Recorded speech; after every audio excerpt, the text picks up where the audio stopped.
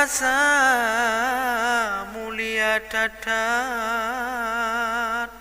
melimpah rahmat urang yang takwa. Bulan yang suci, bulan ibadat, pahala melipat mengganda-ganda.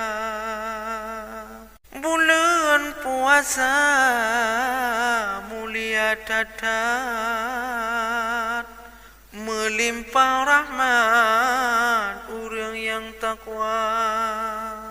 Bulan yang suci, bulan ibadat, pahala melipat mengganda-ganda.